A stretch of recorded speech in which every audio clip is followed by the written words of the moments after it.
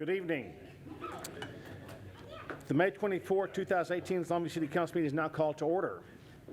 Tonight, our invocation and pledge will be given by Fireflies 4 and Under baseball team. Please rise.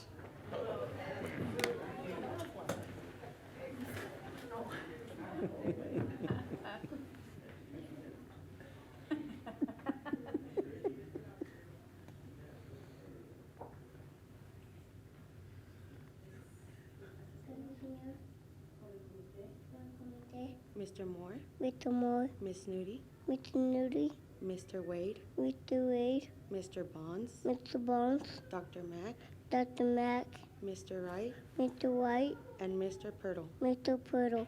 Dale, Señor, Dale, Señor, inteligencia inteligencia, y sabiduría. sabiduría, Ayúdalos ayúdalos a ser nobles, a ser nobles, inteligentes, inteligentes, para tomar para tomar las mejores las mejores decisiones. decisiones. Gracias, Gracias, Señor, Señor, por béisbol, por béisbol, mis amigos mis amigos y mis papás. y mis papás. Amén. Amén.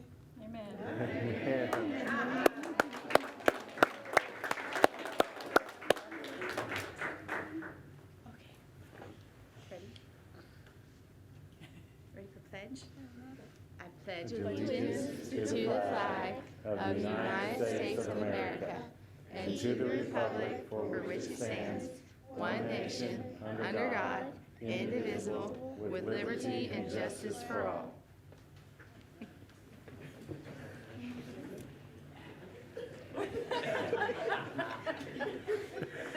Thank you all so much for bringing those young people down to do our prayer and pledge. That's really fun.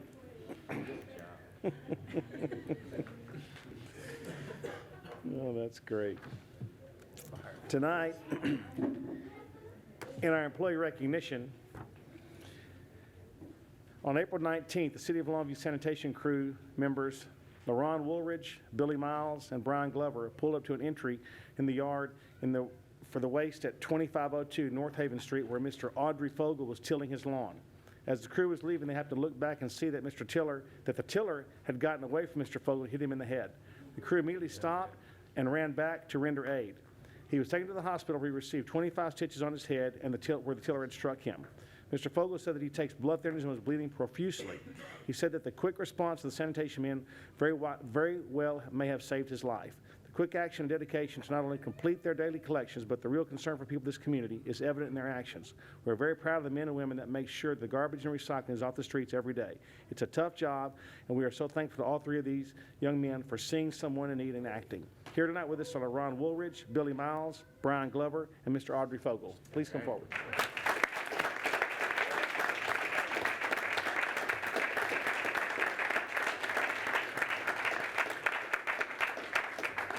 Gentlemen, what a great story that was. Mr. Fogel, come on up, sir. Okay. I know you want to shake these gentlemen's hands. I have before. I know you have.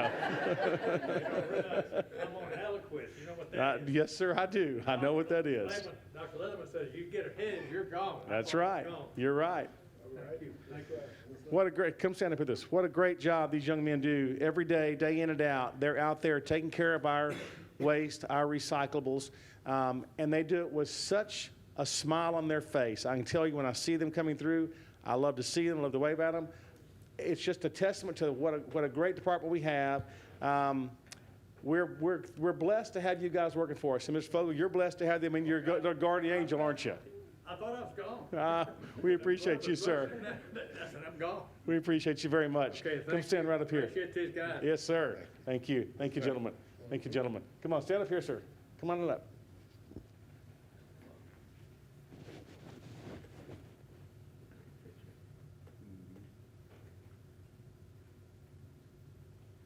True heroes, ladies and gentlemen, true heroes. Thank you, guys. Appreciate y'all so much. Good job. Good job. Thank you, sir. Thank you. All right.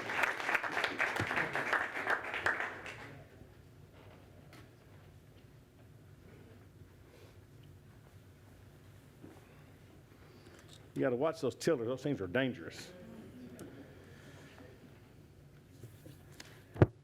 Tonight in our community recognition, I'm going to recognize a very special person. She has no idea why she's here. She thinks it's for something else. But Amy Canton, you're here for community recognition, just so you know that. You might as well come on up. Amy is, let me just come on up here. Come on up, Amy. You thought you could, didn't you? You're not. Come on up. How are you? Amy Canton is one of those volunteers that does so many things in our city that most of us don't even know about it. But there's a project going on or an event or a function, she's there. I first met Amy through Blue Jeans and Ball Gowns, where she basically coordinates the event. She does the choreography. She does the dances. She dances. She does it all. And she not only does that, she's involved with the Longview Museum of Fine Arts, East Texas Casa Animal Shelter, loves to work with the pets. I mean, lots and lots and lots of things that goes on. But even more importantly, she does things for the community that you don't know about. And let me tell you this. The laws in Honduras will never be the same because of Amy Canton.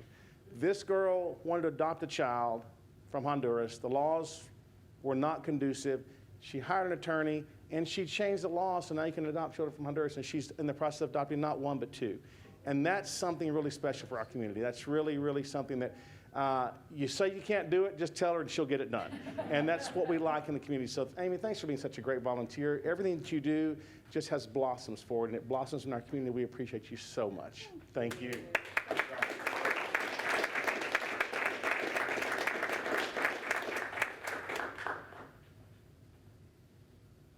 This is what I want on my team all the time. Thank you.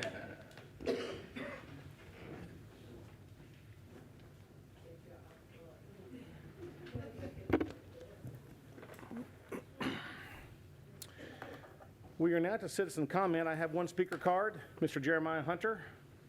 The public hearing item, Public hearing, which item? Number 10? number 10. Gotcha. We'll reserve that. Now, remind me if I don't call you, but I'll remember. Thank you, sir. We now have a couple of presentations, some proclamations. Do we have? Yes, we have people here. Come on. Come on up. First is Lupus Awareness Day.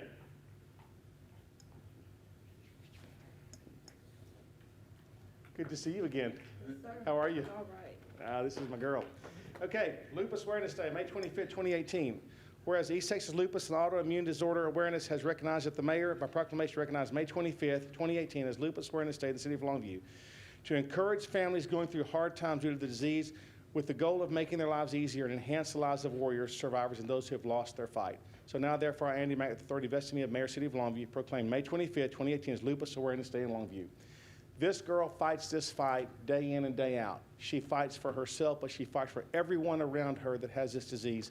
You know, lupus is an autoimmune disease. It's one of those things that you're not going to get rid of. It's going to be there. It's like arthritis. It's just part of something that your body does, and we have to fight it daily. But the fight is a tough one, but this is who you want in your corner, and you just do such a great job. Thank you for all that you do.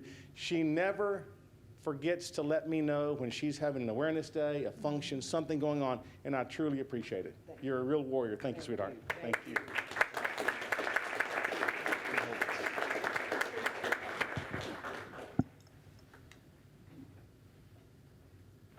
Thank you, sweetheart. Now we have Emergency Medical Services Week. Longview Fire Department, come on up, guys, gals.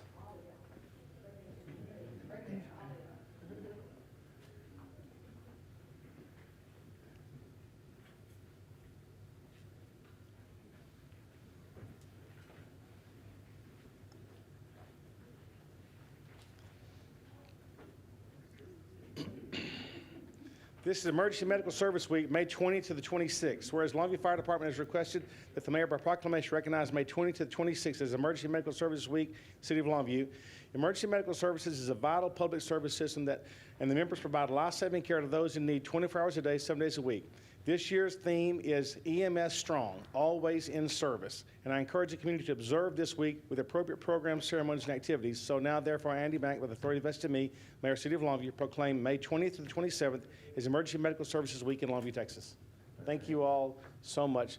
There will never be enough words to say what you all do on a daily basis, the people you all serve, the lives that you save. Go! Don't sit here. Go! Okay. Wow. Okay. But every one of you all do such a job that is so specialized and so precise that it's hard for the lay person in our community to recognize that. But if it happens to them, they know what professionals you all are, what knowledge, what skills, the dedication that you have. Appreciate you guys at the hospital. You guys are a vital part of what we do. But we're so fortunate to have the best fire department in the state of Texas right here in Longview, Texas. So thank you all so much for your service, for your kindness, for your devotion, your love for this. You do it because you love the community. We appreciate that. Thank you so much. Thank you so much. Thank you. Thank you. Thank you, guys. Thank you. Thank you. Thank you. Thank you. Thank you, Chief. Hold on. I'm coming over here. She's way ready to do that. Perfect.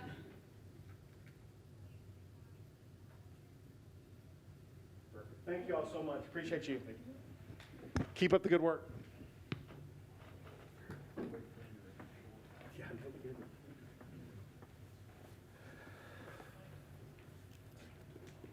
Okay, public safety update. Chief Bishop.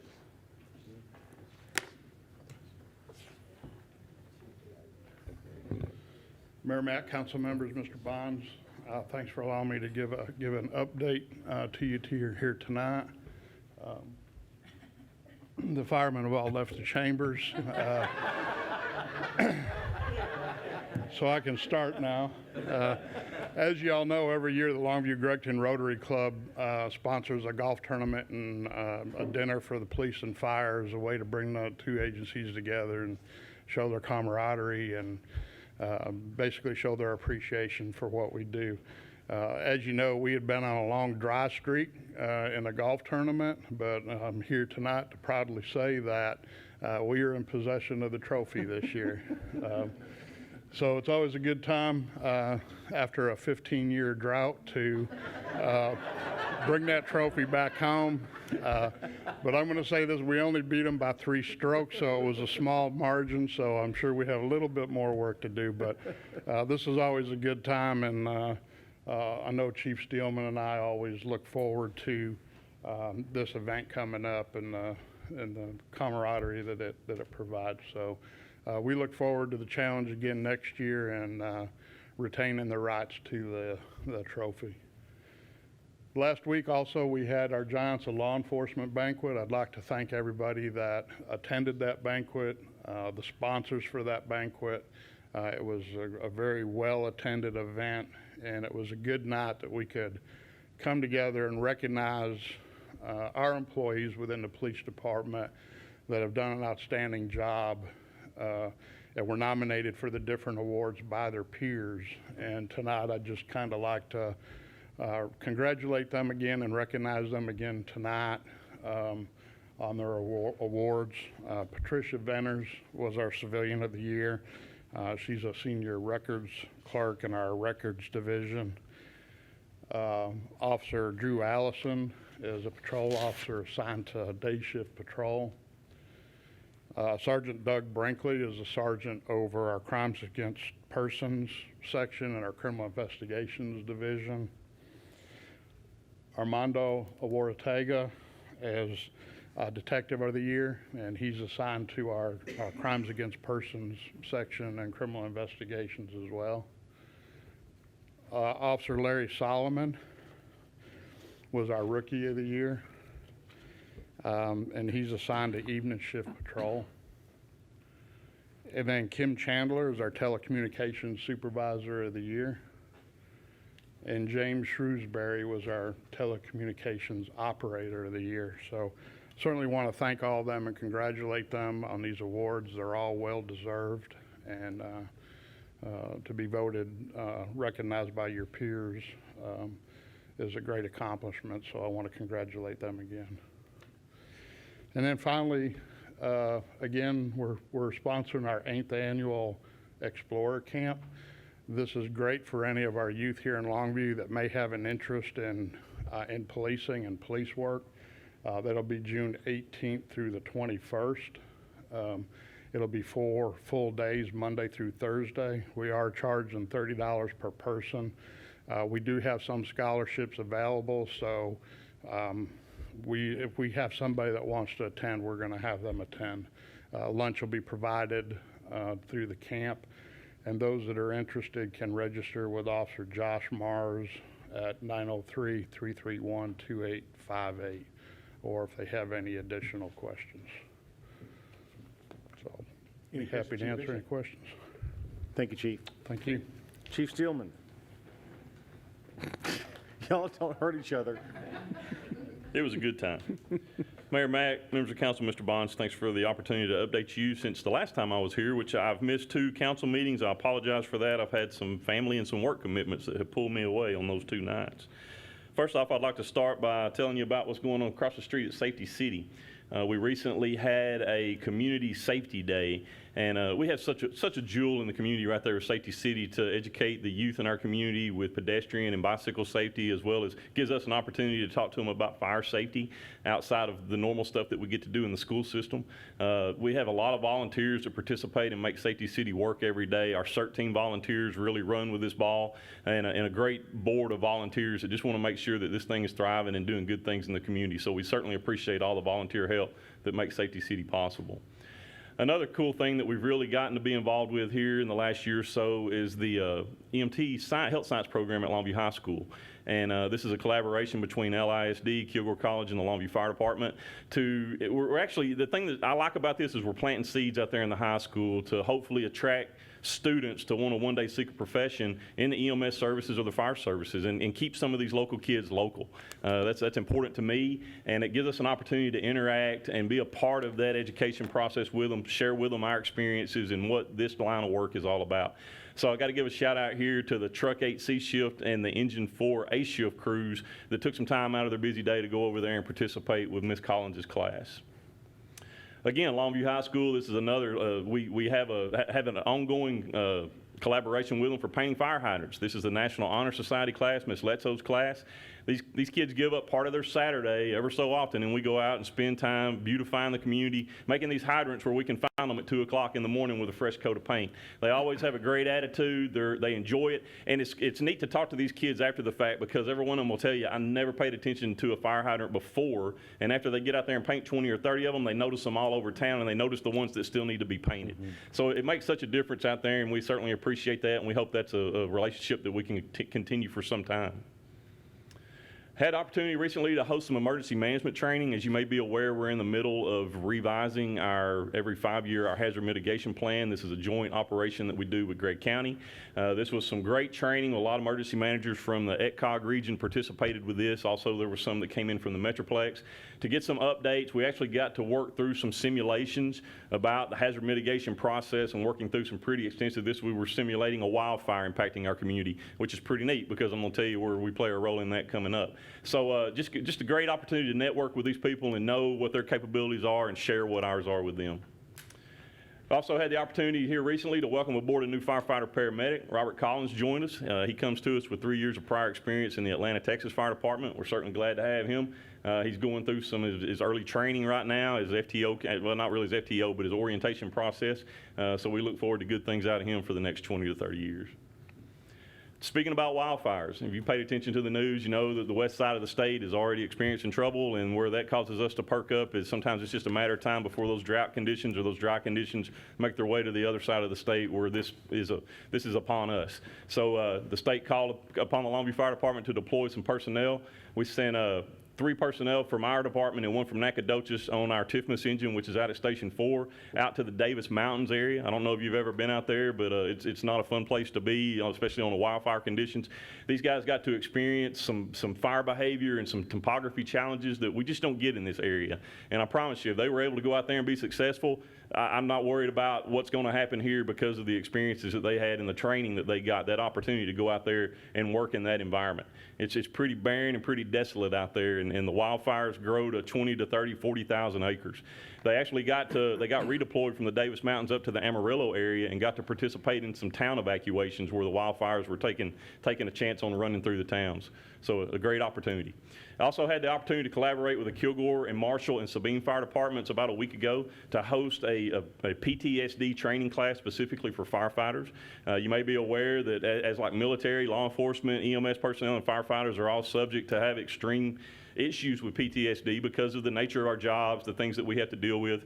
And this program was great because it not only taught us a lot of the warning signs and things to be paying attention to in one another to see if someone might be struggling with an issue, but it taught some great coping skills and things like that to be prepared for dealing with those things and how to offload some of those issues instead of letting it all pile up on you. So again, we were fortunate to collaborate with those neighboring departments and pull this off. Again, I'll echo Chief Bishop's sentiments about the help that the Longview Gregson Rotary Club, that's a great relationship that we have with them. We really enjoy and look forward to this every year. Yeah, they ended the 15-year drought, and so we're happy for them for that. We look forward to next year, and hopefully we'll step our game up a little bit. So, but again, we want to thank the Rotary Club for making this happen. It's a special time for all of us to get to go out and share that camaraderie with one another. And today, as you mentioned, Mayor, earlier, it's EMS Week. So Longview Regional sponsored a luncheon for us today at our training center. We have great partners. You mentioned it. We have great partners in the healthcare system in our community, and it's a team effort. Everybody participates. We're all at different levels of what we do to provide quality healthcare here in Longview, and certainly appreciate Casey and the Longview Regional team coming out, sponsoring Mi Casita Taco Truck today to feed all of our on-duty firefighters. Special time for us, and again, we look forward to it every year, and we appreciate those kind of partnerships. And I'll end it with Code Red. Here we are in storm season. You've seen these pop-up storms every day. Severe weather's upon us. Hurricane season's just around the corner, so you know what that typically brings to the area. So we encourage our residents to take advantage of this free service and sign up for Code Red notifications. And with that, I'm happy to answer any questions. Any questions for Chief Steelman? Chief, thank you. Oh, excuse me. A different color in the hydrants. So right now we are painting them all base yellow. We are trying to get a base yellow, and we've got a myriad of hydrants out there from red to silver to yellow. The color coding system that we used to have many years ago, they have phased that out. We're no longer required to do that. You know, you used to have a color code system based on the water main size to estimate what the output of the hydrant is. We really don't do it. We don't do that anymore. We're going to take whatever amount of water we can get out of that hydrant, and if it's not enough, we're going to go catch another one to get that fire put out. Thank you. Okay, thank you, Mayor. And Chief, thank you both for your updates. And once again, I'll continue to say I think this is very helpful for the community to see what's going on and the opportunities that you all afford the citizens, and to see what y'all are doing together. I appreciate that very much. We're now at a consent agenda. Any items does council like pulled off for separate discussion? I'd like to pull D off. Okay, D will be pulled off. Besides that, anything else? Is there a motion? I do approve. Second. All in favor? Aye. Any opposed? Motion carries. Now, item D, Mr. Wright? Mr. Archer, I understand there are some concerns about the price we're paying for that location. I was just wondering if you could go through why we're paying what we've offered on that. Certainly. It is a lot of money. The original estimation was done by Longview Transit in 2012 when they originally were putting together their grant application. So they hired an appraiser, and he went out there and took a look at that property. He was not able to access the property. So he did this from outside the fence or adjacent properties, and his appraisal was at $71,000. We took that to the seller. They said, wait a minute, I've got an appraisal at $200,000. So we took that appraisal and sent that to TxDOT, who's administering the grant. They said that was a 2012 appraisal, and it was too old. And so they asked that be updated. So we asked that it be updated. It was updated to the 285 that's presented to you today. We then hired an appraisal review person to actually do an appraisal review of that, and so his appraisal came in at the same number, so that's how we got to the 285. Okay, and then we have some grants that are going to help pay for this, I understand. Right, the funding is 227 for TxDOT. That's part of the grant. Gregg County is putting in 15,000, and then Longview Transit will be putting in 43,000, and this is part of the regular budget that the city gives them each year. So out of the $285,000, which I understand is going to come from all Texas taxpayers, but only 43,000 of that comes out of Longview directly. Yes, but it was already budgeted with Longview Transit. Right. Yes. Okay. Mr. Archer, who updated the appraisal? I don't have that with me. There was an appraisal company that they had originally hired. We asked the same company to go back there and update that appraisal. Was this update recently? Yes, ma'am. Yes. But it was an appraiser. It was an appraiser.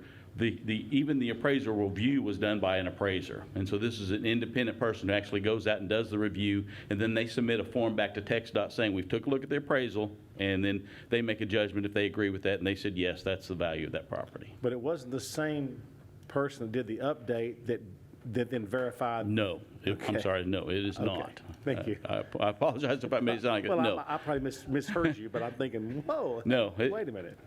The Okay. original appraisal that was done for $200,000 and then the one at $285,000, those were the same appraiser. But then the review was done by a separate appraiser. But the 200,000 appraisal was back in 2012? Yes, sir. Correct? Yes, sir. And then the new one was recently? Right. Okay. So, do you have a question? So, does city staff feel that this is the appropriate thing to do? We want to move forward on the transit, and so we need that property to do that. So we have got a transfer, we got designs ready to go, we're ready to start construction, we just need to purchase this property. Okay. And we've got two appraisers telling us that's what it's worth. And so that's why we're bringing that number forward. Mr. Wright, have you heard from a number of people that, in their opinion, we're paying too much, or? Well, what I was told was that one of the sellers felt like we were paying too much. That's interesting. So, They have not offered anything less than the appraiser. Do you think they would take anything less? Well, okay. I think that settles that. Is there a motion? So moved. Is there a second? Second. All in favor? Aye. Any opposed? Nay. Motion, okay. We have one nay. Motion carries. Thank you, Mr. Wright, for bringing that up and letting us clarify that. We're now to our action item. Public hearing will be held to consider ordinance adopting the bicycle pedestrian plan. Ms. Wires. Welcome. Thank you. Thank you, Mayor Mack, members of council, and Mr. Bonds. I'm excited to be here today, and I am asking you to consider an ordinance adopting the area's first bicycle and pedestrian plan. This plan includes a comprehensive set of bicycle and pedestrian infrastructure recommendations, as well as policies and programs to help serve as a guide as we work towards becoming a more bicycle and pedestrian-friendly community. By adopting this plan, it will allow city staff to reference the plan as directed by City Council and help make decisions in the future as we look to where we can have bicycle and pedestrian improvements in our area. Joining me today is Adam Wood with Tool Design Group, who served as the lead consultant on this project, and he's going to share more details about the plan.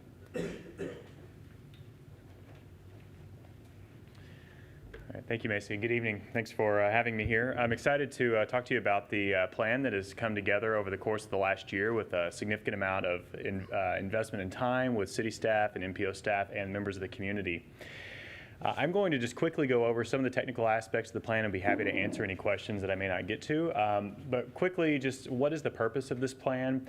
There's several things up there. We wanted to know where are people most likely to walk and bike so that we can prioritize investments in areas that would have the highest return on investment.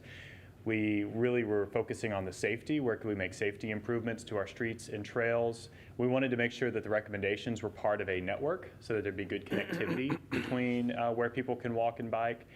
And then we wanted to, and really a major purpose of this plan was to come up with a list of priority projects so that there's a clear roadmap of how to move forward and to work to make the area more bike and walk friendly. What was really important in this planning effort was to understand that there are a lot of different types of people that walk and bike.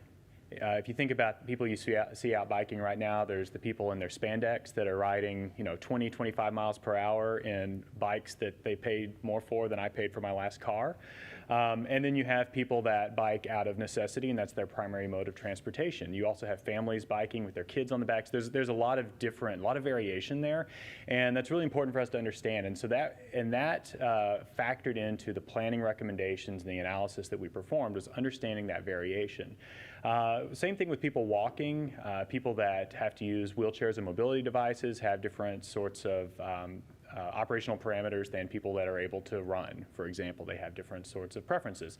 So understanding all of that was really at the root of this plan.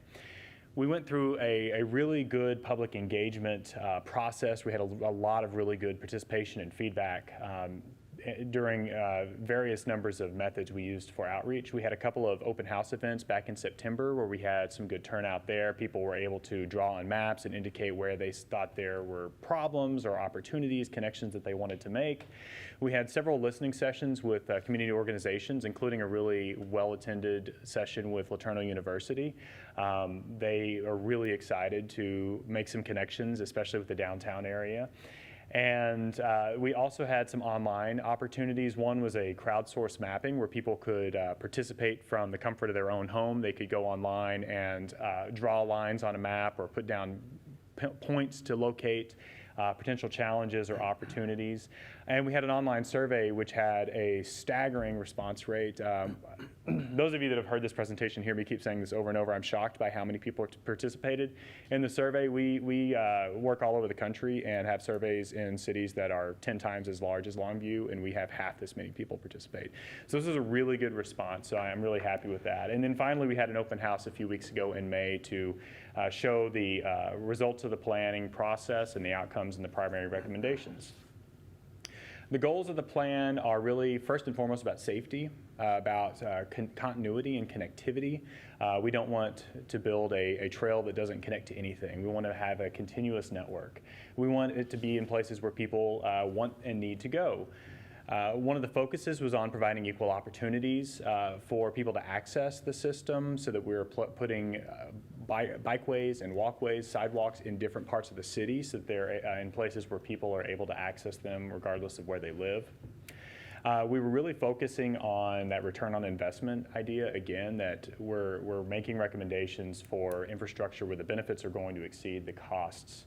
And then finally, closely integrating the information or the recommendations, rather, for the infrastructure with the other systems. So we were looking at transit. How can we connect in with the transit system, for example? There are 4 major components of the plan document. There's an assessment of conditions. One of the things that we looked at was where people are most likely to walk and bike, and there are various factors we use that are sort of research-based to know where those hotspots might be. Population density is kind of an obvious one. Access to transit is another one. The overall development patterns relate to people's propensity to walk and bike, so that was an important aspect, as was identifying gaps in the system. The second element is a set of policy and program recommendations that could be considered by the City of Longview. You know, this being an MPO plan, we also looked at things that cities of Gladewater and White Oak might be interested in from a policy and program perspective. So those are recommendations that you can consider in the future. There were, the third element was the infrastructure recommendations. Where would the sidewalks go, the bike lanes, the trails, and so forth. A lot of different options and opportunities presented in there. And then finally, implementation. We performed a cost analysis to get a sense of generally how much would this type of facility cost versus another type of facility. Building a trail costs a whole lot more than going out and putting a sign along the side of a roadway, obviously. So factoring all of that in to get again into that return on investment aspect. And then thinking about things that could relate to prioritization that could help us to give you the tools in the future to make decisions. So as you're in the future considering the recommendations in this plan and you want to think about maybe doing some implementation, you can use some of these tools that are included to figure out what would make the most sense. There are a number of different types of improvements that are recommended within the plan. These are based on 2 things. One are opportunities. Where is there space to do some of these types of improvements? But then also, what is the need? A lot of the factors that go into deciding whether you should provide a bike lane, if that's okay, just put a stripe on the road, versus a fully separate trail to the side of the roadway, has to do with things like the speed of the traffic and the volume of the traffic and so forth. Probably nobody wants to go ride their bike down I-20 on the shoulder, but maybe if there was a pathway off to the side, that might be more comfortable. That's just sort of a hypothetical example of some of these decisions that were made. And the last thing I'm going to point out is about how we prioritized. There were 4 elements. Again, safety was first and foremost. Is this an area where there have been crashes involving people walking or biking, what's the speed of the motor vehicle traffic on the street, that all related to safety. I talked about the demand analysis earlier. That was a factor. Where are people currently? What are the development patterns that would lead people to want to walk or bike?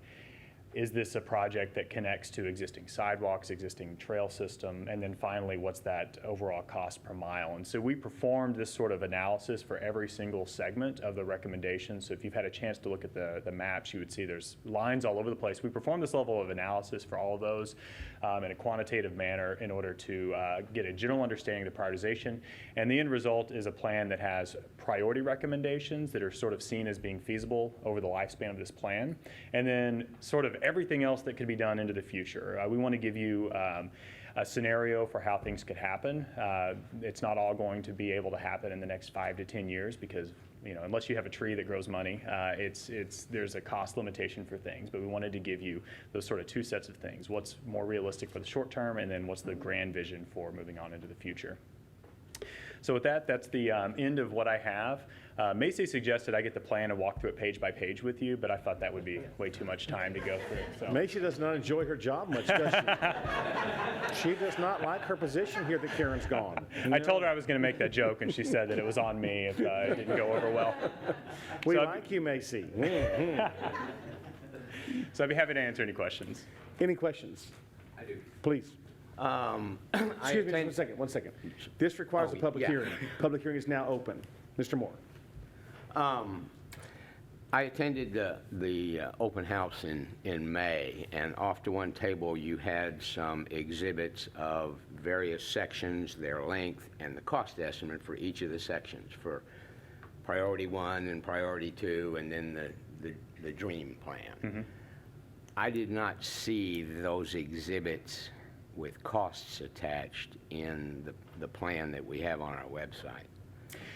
Yeah, so I think Macy may want to address that partially, but the cost analysis that we performed was really sort of an order of magnitude sort of cost assessment. We know from work we've done all over the country that certain things cost more than other things. That said, cost of labor varies, cost of materials vary, and so the numbers that we used to perform a cost analysis was based on sort of what we've seen around the country. It may not really be accurate here in Longview, and because there's not as you don't have as much of a history of implementing some of the projects that are recommended in here. We didn't have really good numbers to say this is definitely what the cost of that will be. But we do have that information that staff has on hand that they would be able to take that and use it and over time refine those sort of cost scenarios or cost assumptions to come up with more accurate reflective costs. But we wanted to make sure that we weren't putting in cost estimates that were wildly out of reality. Too high or too low. But the MPO has those costs. Yes, sir. Macy, stay seated. I promise not to ask you any tough questions. I'll get with you, because I would like to look at those cost estimates. Right, and I would just like to echo what Adam was saying about the cost analysis was performed to compare projects relative to each other. Right. And not necessarily present the idea that there's a specific cost associated with the project. Right. Okay. Thank you. Thank you. Any other questions of Adam? Mr. Wright. Can you tell me about the safety of the bike lanes? You know, George Ritchie is in my district. We have bike lanes on it, but to me, all it looks like we've done is painted a bike on the shoulder of the road, and you have cars going by at 55 or 60, I guess, as long as they don't get stopped, pulled over by the police. And, you know, to me, that doesn't really look like a very safe situation up there, although I hear a lot of people say they do like it up there, but it's going to get a lot busier over the next few years. And what are you talking about here? Are you talking about just shoulders of the road being painted with a bike? Are we talking about separate bike lanes, or how are you going to work that? So I could talk for about an hour and a half on this subject, so I'll try to keep it brief. That's a really good question, and is really at the crux of what we do. There are several factors that are at play here, several things that relate to safety. There's perception of safety versus actual safety. So a lot of times something that feels unsafe especially when you're biking, is not necessarily as dangerous as it might seem. So the statistics actually tell us that riding your bike on the sidewalk is more dangerous than riding it in the roadway, because you're very likely to get hit by somebody that's making a turn because they're not looking for somebody on the sidewalk going 15 to 20 miles per hour on a bike, for example. So that's one of the considerations. That said, the way that we selected the types of treatments that we recommended had to do with what is the speed of the motor vehicle traffic along the roadway, as well as the overall volume, how many cars per day are on it. If the speed limit is 55 miles per hour, but there's only 50 cars a day going down that street or that roadway, it's probably okay to just have people kind of biking in the street. But if it's 55 miles per hour and it's, you know, the Loop or something like that, it's obviously a much different scenario. So with the different types of facilities, I'm just going to go back real quick. The different types of facilities that we recommended do vary. You know, we have I'm not sure if the laser pointer actually works on this thing. It doesn't look like it does. The kind of top leftmost photo is a photo of the bike lane on George Ritchie Road. You know, that's like what you're referring to. It's a stripe on the pavement. If you look in the very bottom right-hand corner, you'll see that this is from a different community, but there's a wider striped off painted buffer. The bottom middle actually has a median that separates the bike lane from the roadway itself. Now, we don't have anything like that actually recommended in this plan, but it is one of the options that we put into the plan. So the way we selected the facility was relative to those types of traffic conditions. And so we did want to provide additional separation when the speeds were higher and the traffic volumes were higher. And so if you look in the plan, you'll see some places, and I could point out some of them to you in particular, where we're recommending a separated path on the side of the roadway. The other thing I'll add into it is that I talked about the different types of people that are out potentially biking. Someone that's biking with their family, they're probably going to be in the city somewhere, as opposed to going way out on, you know, one of the farm to market roads or state highways or something out into the country. People that are biking out that farther area are typically a little bit more confident. They have more experience interacting with traffic, and so they're better able or more comfortable to ride on a shoulder or on a bike lane such as that. Whereas people that are going to be biking with their family, they may be less confident interacting with motor vehicle traffic. We want to provide a higher level of comfort, more separation for them.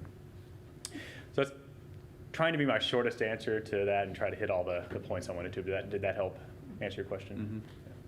Mr. Wade. Yeah, I don't have a question, but I represent a district where sidewalks, bicycle lanes are a constant concern, a lack of them.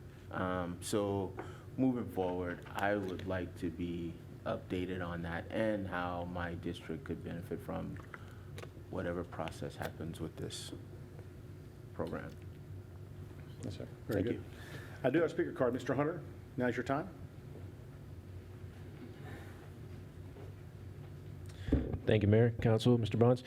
Jeremiah Hunter, 314 East Twilight Drive. I'm here to speak in favor of adopting the plan. I think it's high time that Longview starts implementing a bicycle and sidewalk plan. I've lived in Longview for 9 years now, and that was one of the first things that my wife and I noticed is you can't walk anywhere.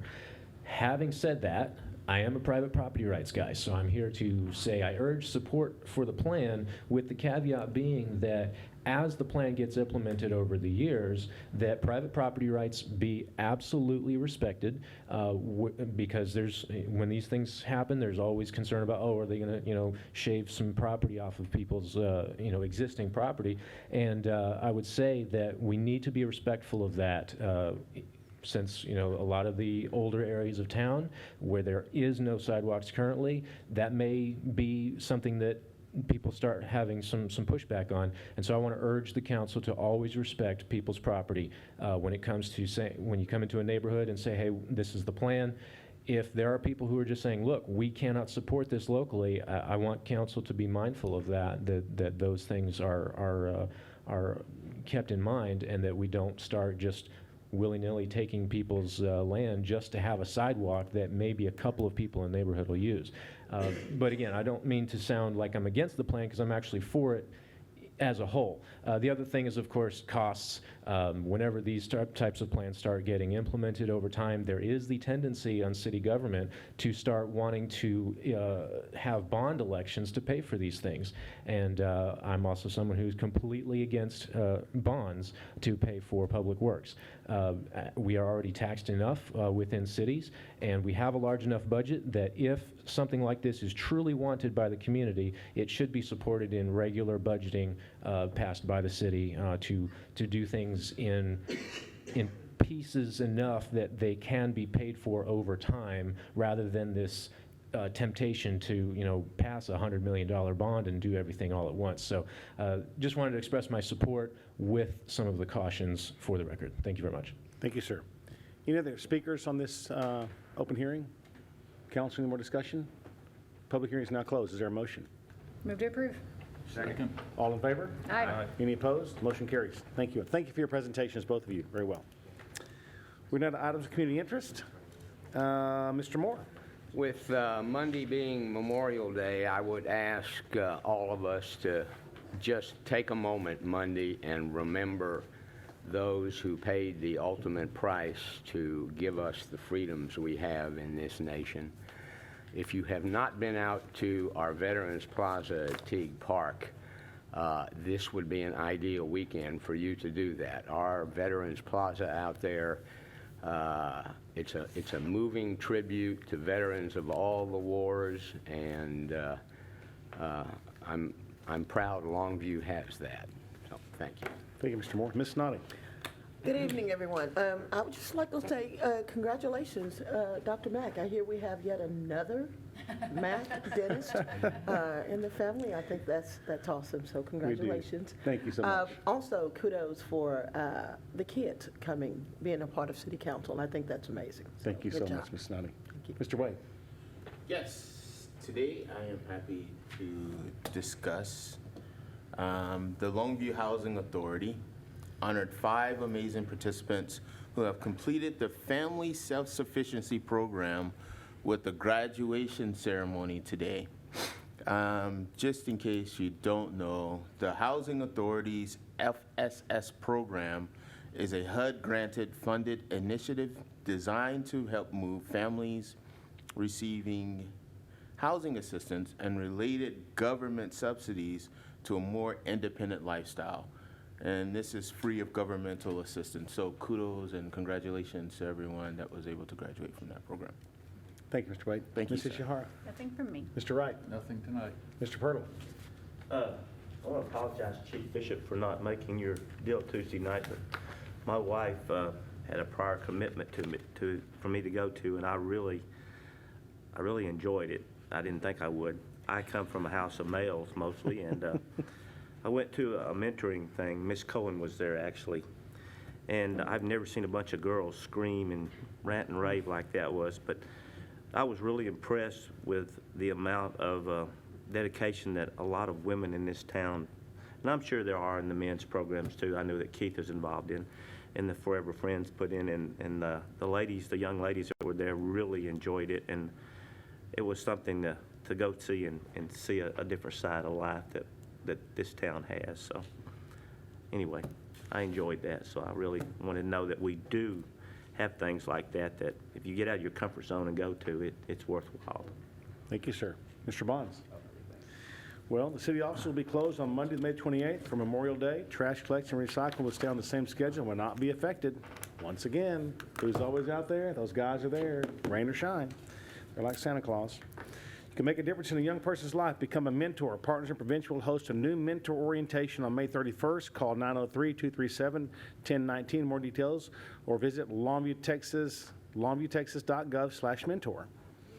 The 2018 Strut Your Mutt 1 Mile Wag Walk is happening. I didn't mess that up one bit, did I? It's happening on Saturday, June the 2nd at the Longview Animal Care and Adoption Center. Enjoy a walk, music, vendors, games, and kids' activities. All proceeds go back to the animals in our shelter. That's I've seen the signs out. I've heard a lot of people anticipating that. That should be a lot of fun. So go out there and, okay, the 2018 Strut Your Mutt 1 Mile Wag Walk. Yeah, do that 3 times. So that's great. I'm glad to see us participating in that. So Longview Splash Day is June the 2nd. from 1 to 6 p.m. at the Longview Swim Center and Ingram Pool.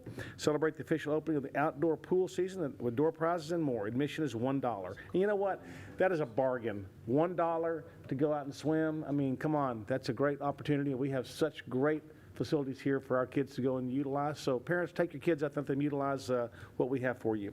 Upcoming events. There's so upcoming events throughout Longview.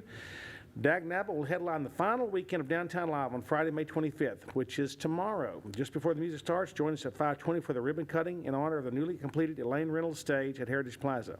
Then come back on Saturday the 26th for Downtown Live double shot featuring the Big Pine Blues Festival Junior Showcase and blues artist Buddy Flett. I'm going to talk about more about Downtown Live in a minute, so we'll get to that in just a second. Arts for Children Theater is The Lottery is May 31st through June the 2nd. This unusual play with its shattering final scene produces a dramatic audience reaction and has become an internationally known classic. The Longview Comic Convention is a 2-day multi-genre and comic convention on June 2nd and 3rd at the Mont Cobb Convention Center. This fun event will bring together a diverse group of guests, vendors, artists, and fan groups in an affordable, family-friendly environment. The Longview Summer Boat Show will be held at Mont Cobb on June the 7th to the 10th. This event will showcase boats from Plano Marine of East Texas and Nichols Marine. Admission is free.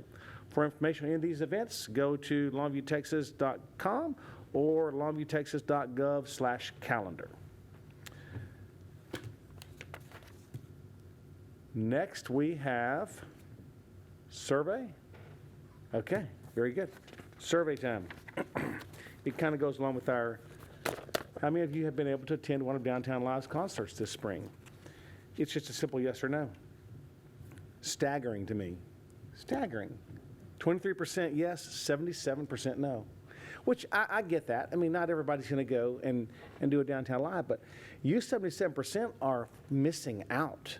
It is so much fun to be out there and enjoy the weather and the food and the fun and the fellowship and the music and the entertainment and the stage and all the things that are out there in our downtown. It is just a great place to be. So if you haven't gone, go tomorrow night and enjoy Dag Nabbit. If you haven't heard Dag Nabbit, they're so entertaining. They are just a great band. They're a local group that does so much for the community, and it's nice for us to support them because they come out and they support us, and it's just a fun place to be. So go out there and make your presence known and see your friends and bring your lawn chair and enjoy the day. And here's the next question. If you haven't been out there, what was the reason? I was curious to see what the reasons would be. So I was able to attend one of the concerts. That's 17%. The weather rained out my parade, which has happened, 5%. Busy with other things, 44%. We get that. We're all busy. 70%, I don't know what you're talking about. You 70% need to watch more of these meetings and wake up to city website and see our stuff that's going on in our calendar. Come on, get involved. We're here. Those concerts just not my cup of tea. And you know what? I get that too. It doesn't have to be your cup of tea, but you know what is your cup of tea? Your friends and neighbors are out there, and you can just enjoy it and have fun and talk and visit and buy food from the food trucks and all kinds of things. You don't have to go there just for the concert. Go there because it's in Longview. Support the community that's supporting you. So it's a great place to be. So I appreciate all the people involved in Downtown Live. I know city staff's out there every Friday night. They're putting their sweat and their backs into it, and it's a great place to be. But it wouldn't happen without city staff, with the 100 Acres of Heritage and the group that does that. But it is a fun place. So, you know, I do this because I want to encourage people to be involved. You know, there's so much going on. Don't sit at home when you have an opportunity to go out and interact with people and just say hi to people. So it's a good thing. So, and Ms. Snidey, thank you. Yes, you're right. I did have a son graduate from dental school this week. It was my last of the three, thank goodness. Tuition has now ended for me, which is what's why I'm smiling so big. My son Luke does start a surgery residency in July over in Shreveport, so he'll be there for 4 more years doing an oral surgery residency, which I'm so proud that's going to happen, and then he'll be coming home to Longview in 4 years. So it's a great day for us. I thank you very much for that compliment, and I appreciate those supporting him through his way. So with that, we are adjourned.